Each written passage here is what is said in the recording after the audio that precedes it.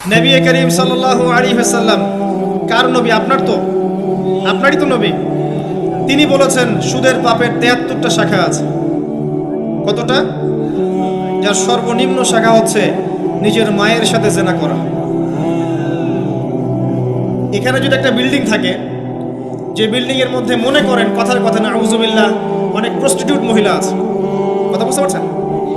এখানে আছে অনেক প্রস্টিটিউট মহিলা যারা এখনকার ভাষায় সেক্স ওয়ার্কার্স, কারণ তারা যৌনকর্মী বলতে চায়, পতিতা শব্দ ইউজ করতে চায় না, তারা এটাকে একটা স্বীকৃতি দিতে চেষ্টা করছে আর কি। সেক্স ওয়ার্কার্স এটা একটা কাজ। নাউযুবিল্লাহ। এই কারণেই সমাজে বেশি বেশি মহামারী ছড়াবে, এই কারণেই সমাজে এমন কিছু পাপ ছড়াবে, এমন কিছু রোগ ছড়াবে যে রোগগুলো কখনো ছিল না ইতিহাসে। এই কারণেই হাদিসে এসেছে শেষ জামানায় যখন অশ্লীলতা বেড়ে যাবে, বেহায়াপনা বেড়ে যাবে, নগ্নতা বেড়ে যাবে, তখন সমাজে বেশি বেশি এমন রোগ ছড়াবে যে রোগগুলো আগে কখনো ছিল না। মনে করেন এখানে এমন একটা বিল্ডিং আছে, সেখানে কিছু সেক্স ওয়ার্কার্স আছে, এখানে কেউ ম্যানেজার, কেউ কাজ করে, কেউ মনে করেন দারোয়ান, কেউ মনে করেন ডিলার এগিয়ে দিচ্ছে, কেউ মনে করেন যে ঘরে ঢুকিয়ে দিচ্ছে, ইত্যাদি ইত্যাদি। এক একজন এক এক সেকশনে কাজ করছে, আর একটা কর্পোরেট সেকশনের মতো। এখন আপনি কি তাদের কারো বাসায় দাওয়াত খেতে চাইবেন? আপনি কি তাদের কারো উপার্জন খেতে চাইবেন? যদি এমন হয় এখানে সব সেক্স ওয়ার্কার্স নয়, সবাই আমাদের মা, নাউযুবিল্লাহ। শব্দটা প্রয়োগ করলাম আঘাত করার জন্য, কারণ নবীজি বলেছেন মায়ের কথা। মনে করেন এরা সবাই আমাদের মা, নাউযুবিল্লাহ। এখন কি আপনি এটাকে পছন্দ করবেন? এখানে যদি কেউ কাজ করে তার রিজিক খেতে চাইবেন? রিবার মধ্য দিয়ে আমরা এগুলো করছি, কোনো ফিকির নাই, যায় আসে না কারো কিছু, দিব্যি খাচ্ছে। যখন দেখবেন পাপ করতে করতে করতে করতে আমার মনের মধ্যে কোনো রিয়াকশন হচ্ছে না, তখন বুঝে নেবেন কলব মরে গেছে, ডিস্ট্রয়, ডেডার। হ্যাঁ, একজন মুমিনের পরিচয় হচ্ছে ছোট ছোট পাপ তার কাছে পাহাড়ের মতো মনে হবে, আর একজন ফাসিকের পরিচয় হচ্ছে বড় বড় পাপ তার কাছে মাছির মতো মনে হয়, তাড়ালেই চলে যাবে। আরো আছে, সহিহ বুখারীর একটা হাদিসে নবীজি বলেছেন, যে ব্যক্তি 1 দিরহাম সুদ খায় সে যেন 36 বার জিনা করেছে। একবার জিনা করার শাস্তি 100 বেত্রাঘাত এবং 1 বছরের জন্য বহিষ্কার, যেটাকে আমরা উস্কে দিয়ে এখন বলি কাছে আসার গল্প। একবার সূরা নূর পড়েন, সূরা নূরের প্রথম আয়াতগুলো পড়েন। যদি কেউ জিনা করে একবার 100 বেত্রাঘাত এবং 1 বছরের জন্য বহিষ্কার। আর যদি কোনো বিবাহিত ব্যক্তি করে তার শাস্তি হচ্ছে রজম, পাথর নিক্ষেপ করে হত্যা করা। আর 1 দিরহাম সুদ খেলে আপনি 36টা মেয়েকে রেপ করছেন। এবার চিন্তা করেন, এই শাস্তিগুলো যদি দুনিয়ায় কার্যকর না হয় এবং দুনিয়াতে যদি আমরা তওবা না করে যেতে পারি, পরকালে কার্যকর হবে কোনো সন্দেহ নাই। দুনিয়াতে শোধ করে যাওয়া ভালো পরকালের চাইতে। অতএব আল্লাহর ওয়াস্তে আমি হাত জোর করে রিকোয়েস্ট করছি, আল্লাহর ওয়াস্তে সুদ ছেড়ে দেন। ভ্যান চালায় খান, সবজি বিক্রি করে খান, একটা ছোট কাপড়ের ব্যবসা করে খান, একটা মাছের আড়ত করে খান, গবাদি পশু প্রতিপালন করে খান, কৃষিকাজ করে খান, আল্লাহর ওয়াস্তে সুদে যায় না। আপনার পুরো দুনিয়া এবং আখিরাত বরবাদ হয়ে যাবে, এবং আপনি এর মধ্য দিয়ে আল্লাহর সাথে যুদ্ধ করছেন, নবীর সাথে যুদ্ধ করছেন। এর উপরেও আছে পেপার মানির মধ্যে সুদ। ওই যে বললো 1 দিরহাম, এই দিরহাম আবার কি জিনিস? দিরহাম মানে রৌপ্য মুদ্রা। দিনার এটা কি জিনিস? স্বর্ণ মুদ্রা, ইসলামিক মুদ্রা। সেই যে চলে গেছে ব্রিটিশরা আসার আগে, এখন আর দেখা যায় না। একটা গোল্ড কয়েন যার মূল্যটাকে ইকোনমিক্সের ভাষায় বলে ইন্ট্রিনসিক ভ্যালু। এই ভ্যালুটা এই স্বর্ণ মুদ্রার ভিতরেই থাকে। একটা পেপার মানির ভ্যালু, ইন্ট্রিনসিক ভ্যালু এর ভিতরে থাকে না, এর বাইরে থাকে, যেটাকে আপনি নিয়ন্ত্রণ করতে পারবেন, কমাতে পারবেন, বাড়াতে পারবেন।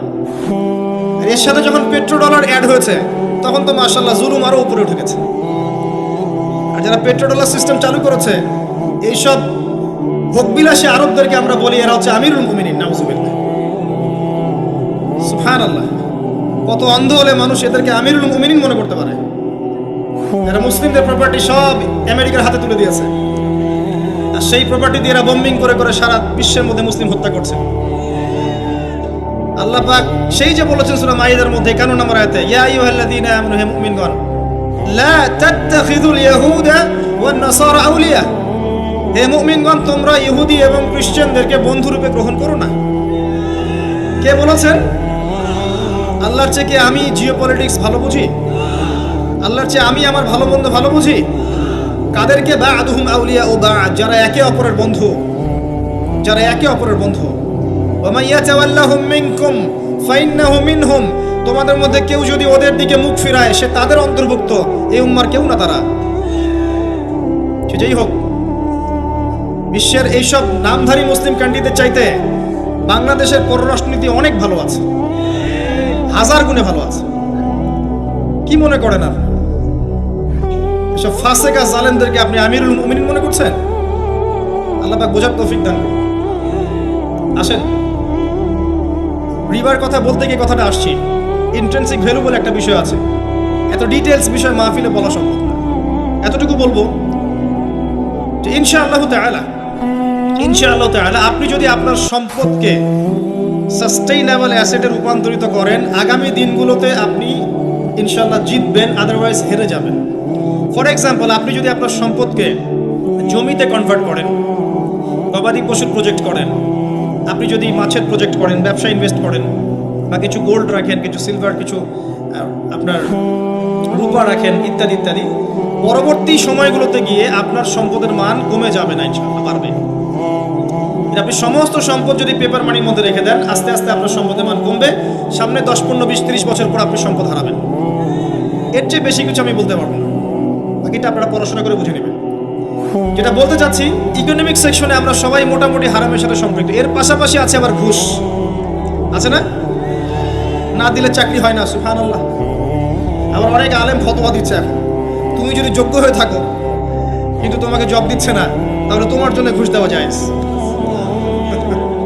সুবহানাল্লাহ, কত ঘুরিয়ে ফিরিয়ে জায়েজ করছি আমরা, আল্লাহ ভালো জানেন। যে নিবে আর যে দিবে সমান অপরাধী দুইজন।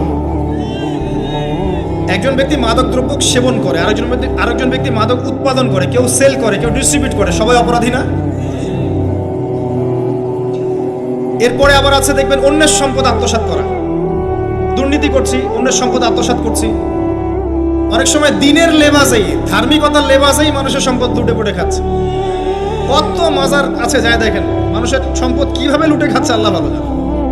ওখানে যত মোমবাতি জমা পড়ে, এগুলো বিক্রি করলে এমন একটা পদ্মা সেতু হবে, আল্লাহ ভালো জানে। বেশি বলে ফেলাইছে মনে হয়। যাই হোক, এমন অনেক জায়গা আছে, গরু ছাগল দিচ্ছে, মাশাআল্লাহ মানবদের টাকা দিচ্ছে। এই যে কয়দিন আগে দেখলাম, একটা চ্যানেলেই দেখলাম, দান বাক্স খুলেছে, কোটি কোটি টাকা বের হচ্ছে ওখান থেকে। জি,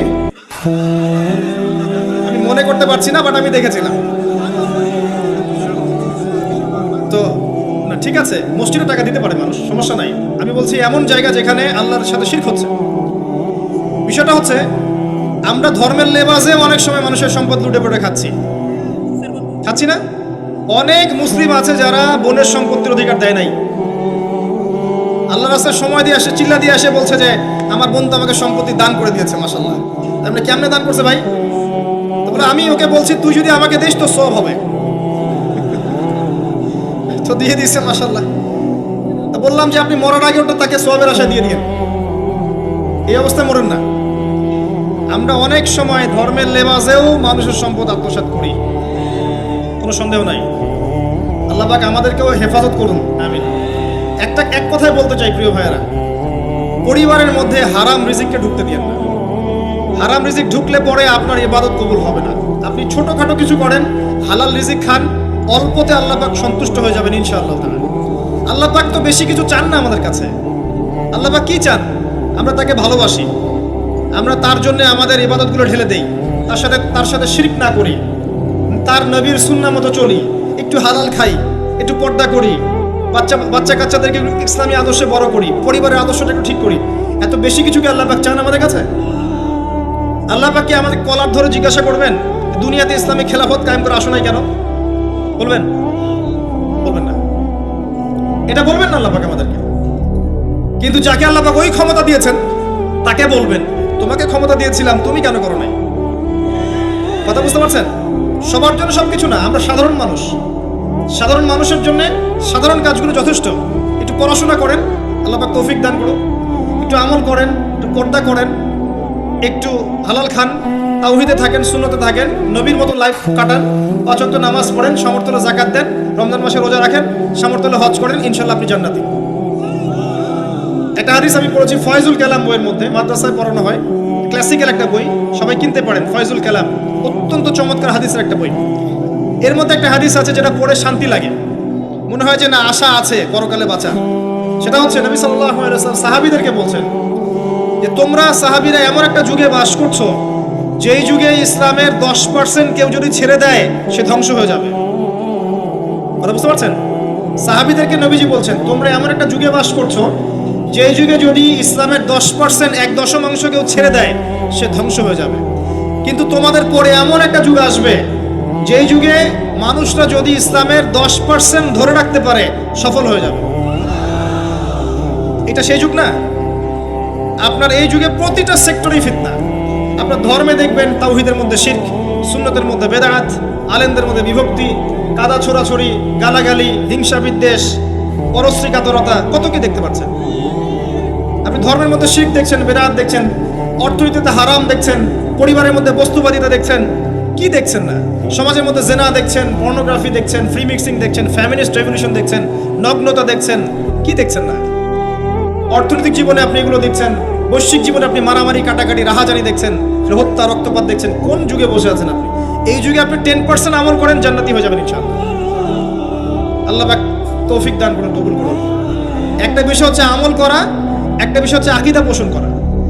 আমি যদি আকীদা পোষণ করি যে ইসলামের মধ্যে, কোরআন এবং সুন্নাহর মধ্যে প্রতিটা বিষয়ের সমাধান আছে, এটা যদি আপনি বিশ্বাস করেন, এরপরে অল্প আমল করেন, কোনো সমস্যা নেই ইনশাআল্লাহ। কারণ আপনার আকীদা ঠিক আছে। আপনি আমল করতে পারেন নাই, কিন্তু আকীদা ঠিক ছিল।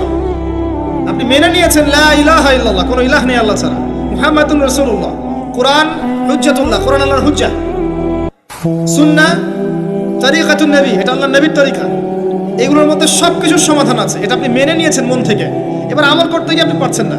নামাজ পড়ছেন 5 ওয়াক্ত, হয়তো পরিবারটা ঠিক মতো করতে পারছেন না, চেষ্টা করছেন, হালালে থাকার চেষ্টা করছেন, কখনো কখনো হারাম ঢুকে যাচ্ছে, আপনি চেষ্টা চালিয়ে যাচ্ছেন ক্রমবর্ধমান ভাবে, কিন্তু আপনি আকীদা রাখেন, এটাই চূড়ান্ত, এটাই সঠিক। ইনশাআল্লাহ আল্লাহ পাক আপনার সব গুনাহ মাফ করে দিবেন।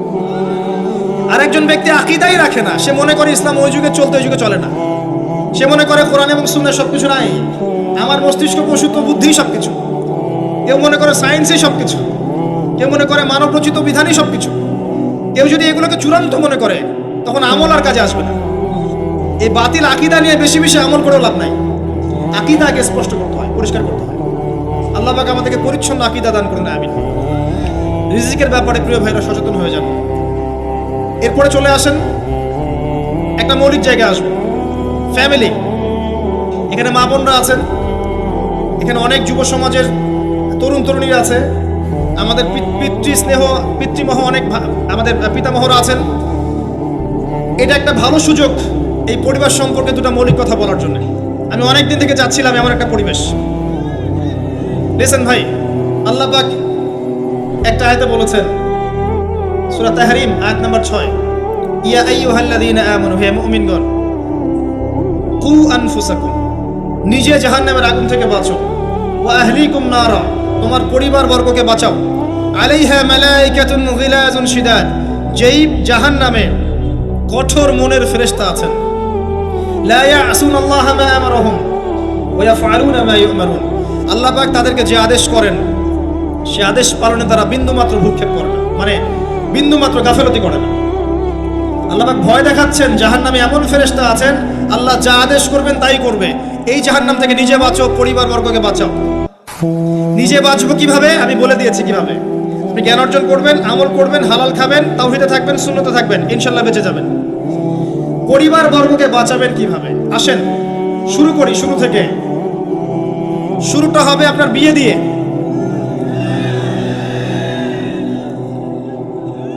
এত এক্সাইটেড হওয়ার কিছু নাই, কারণ এটা এমন একটা বিষয় যেটা করেন নাই বলে এক্সাইটমেন্ট বাড়ছে, করার পরে পস্তাতেও পারেন। এটা এমনই দিল্লি কা লাড্ডু, যে খাবে সেও পস্তাবে, যে খাবে না সে বেচারাও পস্তাবে। তবে আপনারা খেয়ে পস্তান, আলহামদুলিল্লাহ। এমনভাবে শুরু করেন না পরিবারটা যে আপনি একজন তরুণী, আপনি একজন তরুণ বিয়ে করছেন, বিয়ের সময়ে দিনদারিতা বাদ দিয়ে অন্য কিছু দেখতে যায় না। যদিও বা অর্থ সম্পদ, বংশমর্যাদা, সৌন্দর্যের কথা হাদিসে এসেছে, হাদিসটা এমন নয় যে তোমরা 4টা গুণ দেখেই বিয়ে করো, এমন নয়। হাদিসটা এমন নয়, অনুবাদটা অনেকেই ভুল করে। হাদিসে বলা হয়নি কখনো 4টা গুণ দেখেই বিয়ে করো, এটা নয়। বরং বলা হয়েছে 4টা গুণ দেখে বিয়ে করা হয়। কথা বুঝতে পারছেন? কেউ এটা দেখে, কেউ এটা দেখে। তোমরা দিনদারিতা দেখো, না হলে তোমাদের হাত ধুলোয় ধূসরিত হবে। হাদিসটা এমন। এক্ষেত্রে কি আমরা বলবো, প্রথমত বিয়েটাকে সহজ করে দেন। বিয়েটাকে সহজ না করলে সমাজে জেনা বাড়তে থাকবে, এবং জেনা বাড়ার কারণ আছে। যখন পর্নোগ্রাফিটাতে ফ্রি অ্যাক্সেস দেওয়া হয়েছে, মানুষ রাতের বেলা পর্ন দেখতে পারে, কেউ বাধা দেওয়ার নাই। উপরের সেকশন থেকে কিন্তু এটাকে বন্ধ করে দেওয়া যেত। পৃথিবীর অনেক কান্ট্রি আছে যেখানে অনেক কিছু চলে না। চাইনিজরা ফেসবুক ইউজ করে না, করে? ওরা কি উন্নত জাতি না? ওরা তো এখন আমেরিকাকে যদি বলে ওঠো উঠবে, আমেরিকাকে বসতে বলে বসবে। ওরা এমন জায়গায় চলে গেছে। ওই ইউক্রেন ইস্যু নিয়ে আমেরিকা, ন্যাটো আর এই ব্রিটেন আর ফ্রান্স আর ইসরায়েল কিছুই করতে পারবে না ইনশাআল্লাহ, বিকজ এখানে একটা বড় অ্যালায়েন্স আছে চায়না এবং রাশিয়া। কিছুই করতে পারবে না।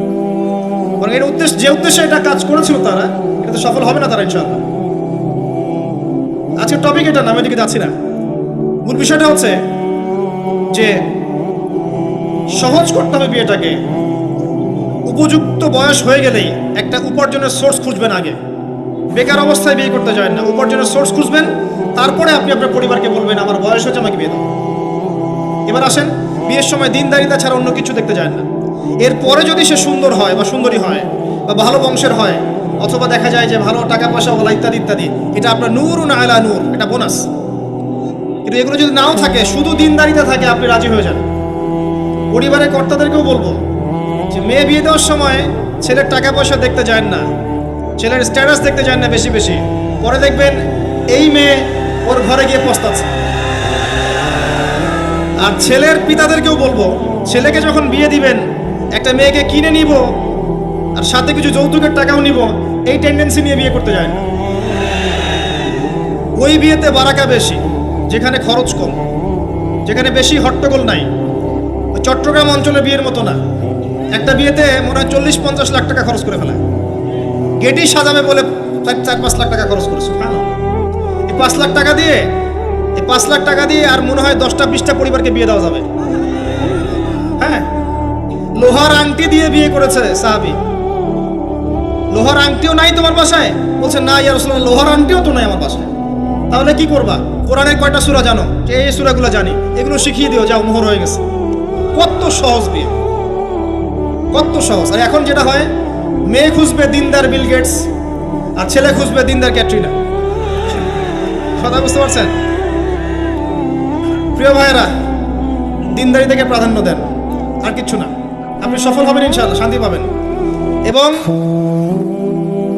বিয়ের পরে আল্লাহর পক্ষ থেকে একটা ভালোবাসা আসবে।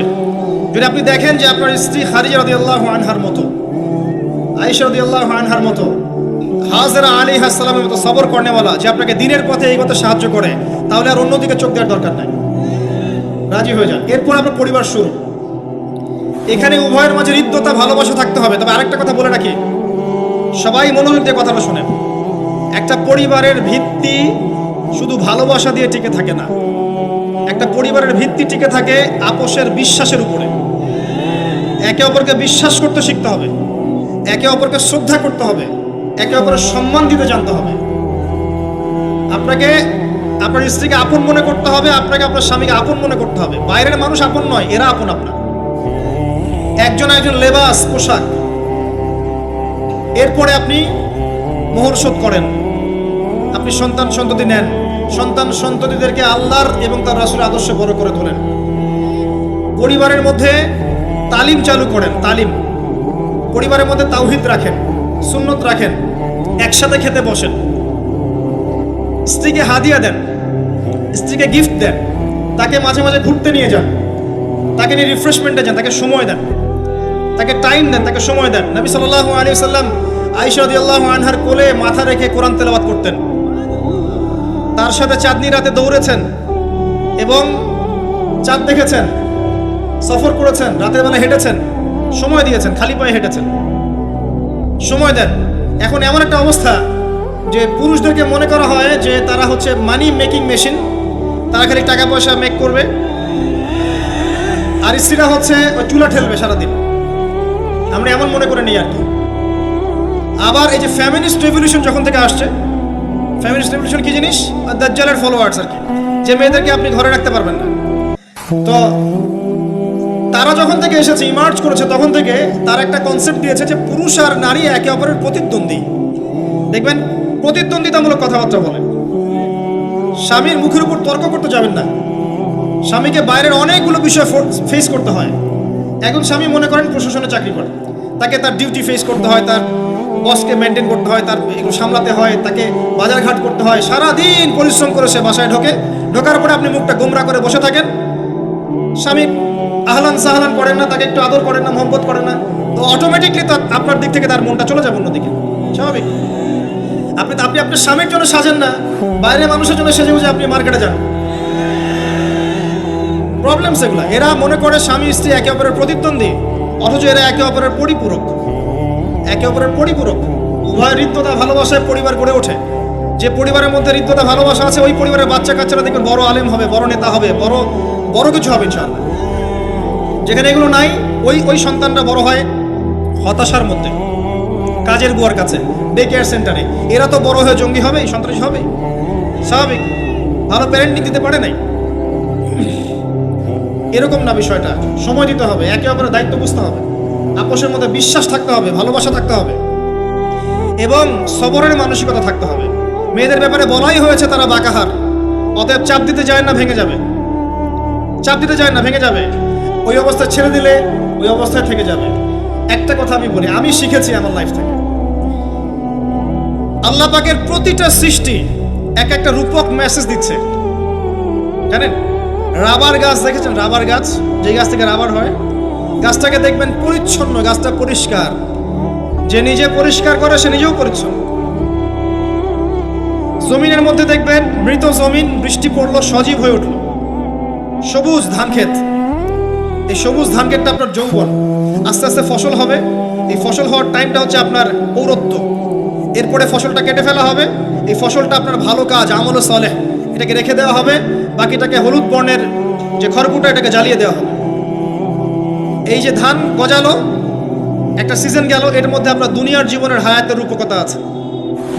জি, পাহাড়কে দেখেন, পাহাড় বিশালতা নিয়ে দাঁড়িয়ে থাকে। ওর গায়ে যতই ঢিল মারেন, লাথি মারেন, সমালোচনা করেন, সে নড়বে না তার জায়গা থেকে। থাকবে, সে ওর জায়গায় স্টিল থাকবে, কিন্তু সে শান্ত থাকে, সে চিল্লাফাল্লা করে না। তাই যারা সাহসী, বীর, তারা বেশি কথা বলে না, শান্ত থাকে। যারা পাহাড়ের মতো দৃঢ়, ওরা বেশি কথা বলে না। সাগরকে দেখেন, বিশাল সাগর।